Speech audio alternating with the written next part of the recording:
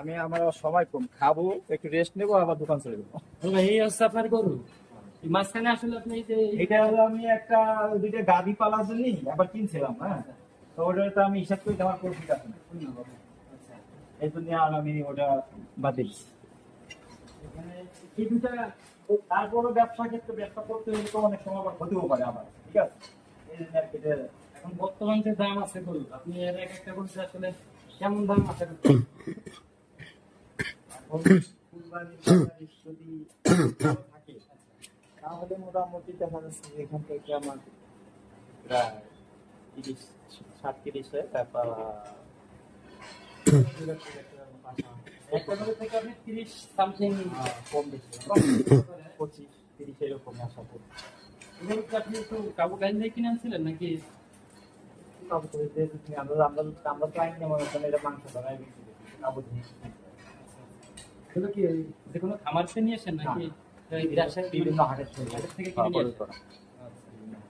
এর হচ্ছে টোটালে গরু হচ্ছে 3টা 5টা 7টা 7টা গরু আছে আপনার টোটালে না?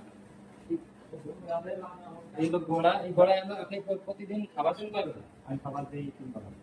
তাহলে 3 বেলা খাবার খান। সকালবেলা ফজরের নামাজ পড়ে এসে ফজরের নামাজ পড়ে এসে এখানে আমি 3 ঘন্টা খাই। 3 ঘন্টা। হ্যাঁ, ফজর নামাজ পড়ে 3 ঘন্টা খাইতে পরে আবার ওই এসে যাই। আবার 12টা বাজে আসি, সবার বন্ধ করে আসে এই জায়গার কাজ শেষ করে নামাজ পড়ে খাইয়ে আবার। আপনার কি এই রিলেটেড ব্যবসায়ী? এই যে খোল বিক্রি করেন, হ্যাঁ তারপর চুল।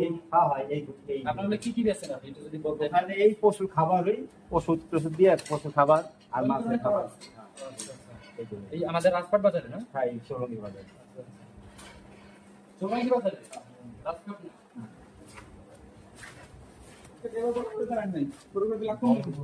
কত বছর এবারে দুটো এখানে কি আপনার সব সময় ভ্যান চালায় রাখতে হবে? গরুর ঘরে কি সব সময় ভ্যান চালায় রাখতে হবে?